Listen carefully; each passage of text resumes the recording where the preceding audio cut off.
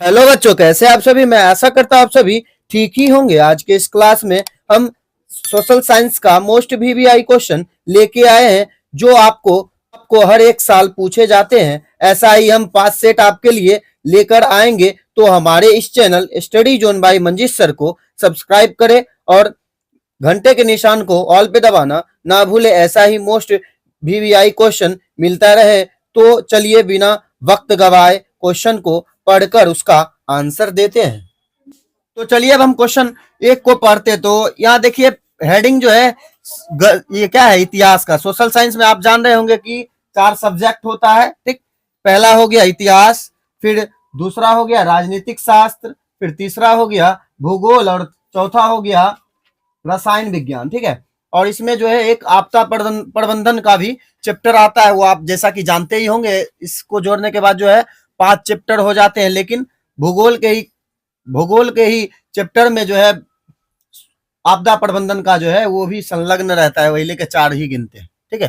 तो पहला का देखिए इतिहास का जो है हम लघुत्तरीय पहले पढ़ लेंगे। उसके बाद जो है सब टॉपिक्स का जो है पहले भूगोल सब बुक का जो है लघुत्तरीय प्रश्न पढ़ के उसके बाद जो है हम दीर्घोत्तरीय प्रश्न सब बुक का जो है पढ़ेंगे। तो चलिए पहला नंबर ये इतिहास का है लघुत्तरीय प्रश्न, ठीक।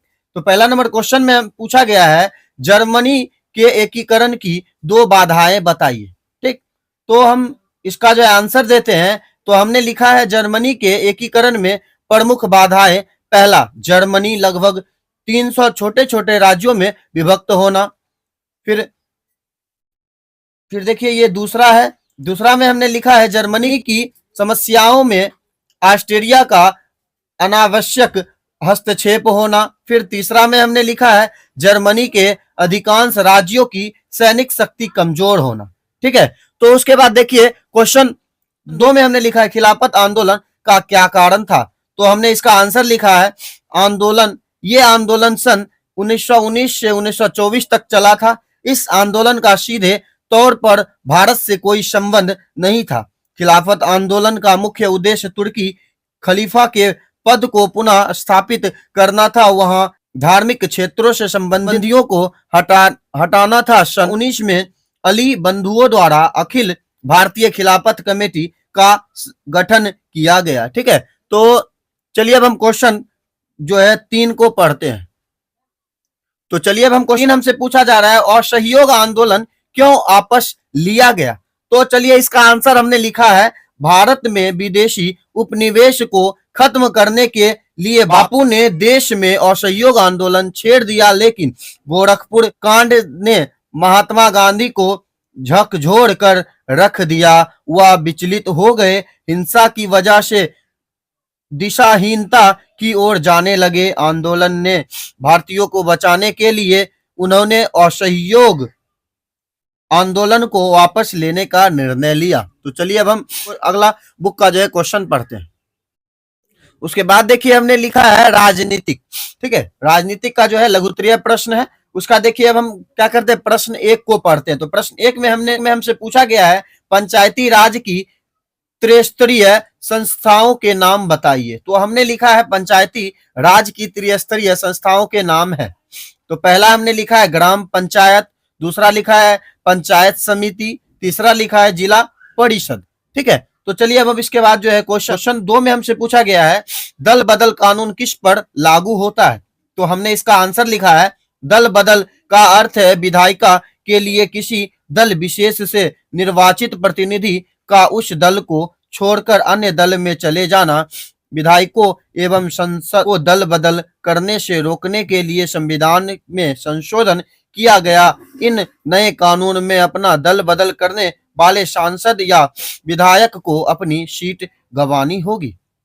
ये देखिए विधायक के लिए ही जो है लागू होता है। खास करके वो जो है अगर इस कोई और पार्टी में है, वो अगर अपना पार्टी जो है बदलना चाहते हैं, हर एक बार जो है बदल के उसमें ऐसे ऐसे करके जाते हैं, तो उनको जो है कह रहा है तो जो सांसद हो या विधायिका, ठीक, उन दोनों को जो है अपना सीट जो है गंवाना पड़ सकता है, ठीक है। ये जो है एक नया कानून बनाया गया है दल बदल, ठीक है, दल बदल करने वाले के लिए, जो दल बदल करते हैं। ऐसा ना कि जो वहां से पहले से ही वहीं लगे हुए हैं वो छोड़ नहीं रहे, उनके लिए नहीं। जो एक बार इधर एक बार उधर ऐसे ऐसे करते रहते हैं, उसके लिए जो है ये कानून बना है। तो चलिए अब हम अर्थशास्त्र का जो है क्वेश्चन को पढ़ेंगे। इससे पहले क्या करते हैं, इस पेज को जो है ऊपर करके उसके बाद इसको पढ़ेंगे। तो चलिए अब हम क्वेश्चन, चलिए पहले देखिए ये जो है किस बुक से क्वेश्चन पूछा गया, अर्थशास्त्र से, लघु उत्तरीय प्रश्न है, ठीक है। तो चलिए अब हम इसका जो है पहले क्वेश्चन एक को पढ़ के उसके बाद इसका आंसर देंगे। तो पहला में लिखा हुआ है वाणिज्यिक बैंक के कोई दो एजेंसी कार्य बताइए। तो हमने पहला लिखा है ऋण प्रदान करना, दूसरा लिखा है एजेंसी संबंधित कार्य, ठीक है। तो चलिए अब हम क्वेश्चन 2 जो है पहले पढ़ के उसके बाद आपको जो इसका आंसर पढ़ेंगे। तो क्वेश्चन 2 में हमसे पूछा गया गरीबी रेखा को परिभाषित करें। तो हमने लिखा है किसी भी देश या व्यक्ति के रहन सहन, खान पान, पहनावा उस व्यक्ति के आय पर निर्भर करता है। जिस व्यक्ति का जितना आय होता है वह उसी के आधार पर अपना और अपने परिवार का जीवन यापन करना चाहता है। अगर उस व्यक्ति की आय कम है तो वह गरीबी में जीवन व्यतीत करेगा, और जिस व्यक्ति का आय अधिक होगा तो वह उच्च स्तर पर का जीवन व्यतीत करेगा। तो अगले बुक का जो है क्वेश्चन पढ़ेंगे। तो चलिए अभी इस पेज को जो है क्या करते हैं ऊपर करके उसके बाद उस क्वेश्चन को देखते हैं। तो चलिए इसके बाद देखिए ये जो है भूगोल से जो है क्वेश्चन पूछे जाते हैं, इस तरह से लघु उत्तरीय प्रश्न है, ठीक।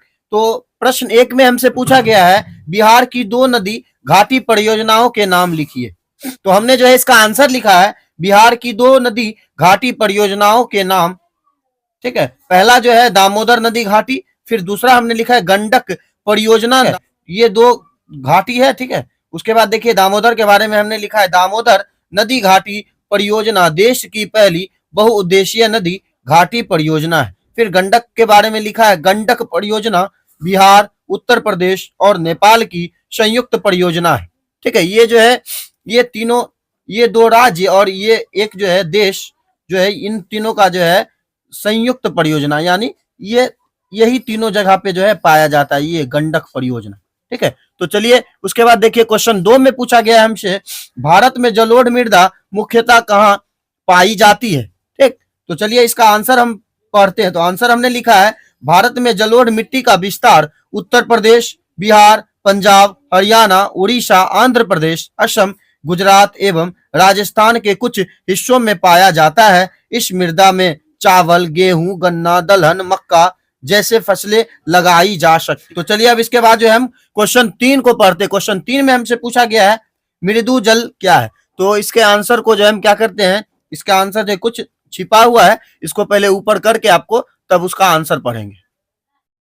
इसका आंसर हमने लिखा है जिस पानी में कैल्शियम और मैग्नीशियम जैसे खनिजों की मात्रा कम होता है उसे मृदु जल कहते हैं। मृदु जल में घुले हुए लवण नहीं होते, साबुन के साथ मिलाने पर इसमें झाग बनता है, ठीक है। मृदु जल का जो है ये पहचान, ठीक। इस तरह से अगर आपको कहीं दिखे तो आप समझ लीजिएगा वो क्या है, मृदु जल है।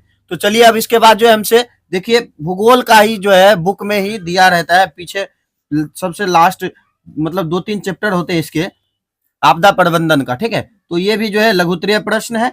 इसमें जो है हमसे क्वेश्चन पूछा गया है बाढ़ के कारणों का उल्लेख कीजिए। बाढ़ जो है किस कारण से आता है, ठीक, उसका कह रहा है उल्लेख करने। तो हमने लिखा है बाढ़ के निम्नलिखित कारण। हमने पहला हमने दिया है अत्यधिक वर्षा होना, दूसरा नदियों में गाद का जमा होना जिसके कारण नदियों की जल संग्रहण क्षमता कम हो जाती है, तीसरा नदियों में ज्यादा पानी का आ जाना, चौथा तटबंध का टूटना, पांचवा बादलों का फटना आदि, ठीक है। तो चलिए अब हम इसके बाद का क्वेश्चन जो है आपदा प्रबंधन का ही पढ़ेंगे। तो इसको क्या करते हैं ऊपर करके आपको जो है उस बाद वाले क्वेश्चन को दिखाते हैं। उसके बाद देखिए हमसे क्वेश्चन पूछा गया है भूकंपीय तरंग के नाम लिखिए, ठीक है। तो चलिए अब हम इसका हमने जो है आंसर इस प्रकार दिया है भूकंप के दौरान उत्पन्न होने वाली विभिन्न प्रकार के कंपन को भूकंपीय तरंग कहते हैं। भूकंपीय तरंग का वेग भिन्न भिन्न होता है। भूकंप के दौरान उत्पन्न होने वाली तरंग निम्न है, ठीक है। हमने जो है तरंग के नाम भी लिख रखा है। ए में लिखा है प्राथमिक तरंग, बी में लिखा है द्वितीय तरंग, सी में लिखा है दीर्घ तरंग। तो जैसा कि हमने आपको बताया था कि हम जो है अब इसके बाद जो है दीर्घोत्तरीय प्रश्न को जो है के रखा है उसको जो है हम पढ़ के आपको बताएंगे, ठीक है। तो इसका आंसर हम आपको जो है सुनाएंगे। तो चलिए अब हम इस पेज को जो है ऊपर करके इसके बाद इस पेज को जो है दीर्घोत्तरीय प्रश्न जो दिया हुआ इतिहास का यहाँ से फिर स्टार्ट करते हैं। तो चलिए अब हमसे पूछा गया है दीर्घोत्तरीय में इतिहास का चैप्टर, हमने इससे जो क्वेश्चन पूछा गया इसको पढ़ के उसके बाद हम इसका आंसर लिखते। तो हमने जो है क्या किया है, दीर्घ इतिहास का जो है एक ही क्वेश्चन जो है बार बार जो पूछे जाते थे उसमें से जो है अलग करके हमने जो है क्वेश्चन लिखा है। तो प्रश्न एक को पढ़ते हैं। एक में हमसे पूछा गया है भारतीय राष्ट्रीय आंदोलन में सत्याग्रह की भूमिका की विवेचना करें। तो हमने जो है प्रश्न आंसर इस प्रकार लिखा है, भारतीय राष्ट्रीय आंदोलन में सत्याग्रह की भूमिका इस प्रकार रही, ठीक है। तो इस प्रकार ये जो है हमने नीचे लिखा है, उसका जो है मतलब भूमिका था वो हम पढ़ेंगे। तो देखिए पहला जो है दिया हुआ है, सत्याग्रह एक जन आंदोलन नया तरीका था। दूसरा में लिखा है सत्याग्रह में सत्य, सहिष्णुता, अहिंसा और शांतिपूर्ण विरोध कर जोर दिया गया। फिर लिखा है सत्याग्रह का सिद्धांत था कि अन्याय के खिलाफ संघर्ष के लिए शारीरिक बल की जरूरत नहीं हो। उसके बाद है सत्याग्रह के मूल्य में अहिंसा, सत्य, अपरिग्रह, अत्यय निर्भरता, ब्रह्मचार्य, सर्वधर्म समभाव जैसे व्रत सम्मिलित है। उसके बाद देखिए हमने यहाँ पे लिखा है, महात्मा गांधी ने सत्याग्रह को तीव्र राजनीतिक संघर्ष में इस्तेमाल करने के साथ साथ अन्याय से निपटने का एक सार्वभौमिक उपाय भी माना, ठीक है। तो यहाँ देखिए कुछ आंसर जो है नीचे रह गए हैं, इसको हम क्या करते हैं ऊपर करके आपको पढ़ के सुनाते हैं। तो उसके बाद हमने लिखा है, गांधी ने चंपारण सत्याग्रह और असहयोग आंदोलन जैसे कई आंदोलन चलाकर ब्रिटिश हुकूमत को झुकने और देश छोड़ने पर मजबूर कर दिया, ठीक है। तो हमने देखिए राजनीतिक का जो दीर्घोत्तरीय प्रश्न बना के रखा है, ठीक है। तो इसका पहले क्वेश्चन पढ़ के उसके बाद इसका आंसर पढ़ेंगे। तो क्वेश्चन एक में हमने लिखा है, सत्ता की साझेदारी के अलग अलग तरीके क्या है। तो आंसर हमने लिखा है, सत्ता की साझेदारी का अर्थ है सरकार के तीनों अंशों जैसे कार्यपालिका, विधायिका और न्यायपालिका तथा विभिन्न स्तरों जैसे केंद्र सरकार और स्थानीय सरकार स्वशासन के बीच सत्ता का बंटवारा कर उन्हें सत्ता में सहभागी बनाने से है। अतिरिक्त विभिन्न सामाजिक समूहों के बीच सत्ता का बंटवारा कर इन्हें भी सत्ता में साझेदारी किया जाता है। यदि समूहों को उचित पहचान व सत्ता में साझेदारी नहीं मिलती है तो उनके असंतोष एवं संघर्ष से सामाजिक विभाजन, राजनीतिक अस्थिरता, सांस्कृतिक ठहराव व आर्थिक गतिरोध उत्पन्न होते हैं। उदाहरण स्वरूप श्रीलंका में शासन द्वारा तमिलों के बीच हिंसक संघर्ष ने भीषण गृह युद्ध का रूप ले लिया, ठीक है। तो उसके बाद देखिए अर्थशास्त्र में जो है दीर्घोत्तरीय, ये भी दीर्घोत्तरीय प्रश्न है। इसमें जो हमसे क्वेश्चन कुछ इस प्रकार पूछे गए हैं। तो प्रश्न एक को हम पढ़ते, वैश्वीकरण की प्रक्रिया में बहुराष्ट्रीय कंपनियों की भूमिका की विवेचना करें, ठीक है। तो चलिए इस पेज को जो है ऊपर करके उसके बाद इसका आंसर पढ़ते हैं। हम आंसर पढ़ते हैं। हमने लिखा है, वैश्वीकरण प्रक्रिया में अंतरराष्ट्रीय कंपनियों का महत्वपूर्ण योगदान है।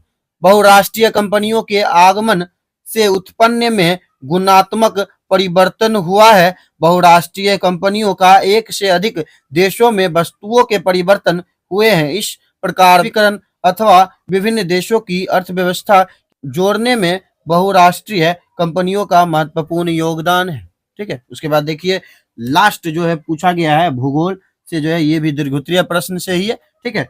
इसका हम पहले क्वेश्चन पढ़ लेते हैं। इसका क्वेश्चन पूछा गया हमसे, मृदा निर्माण के कारणों का वर्णन करें।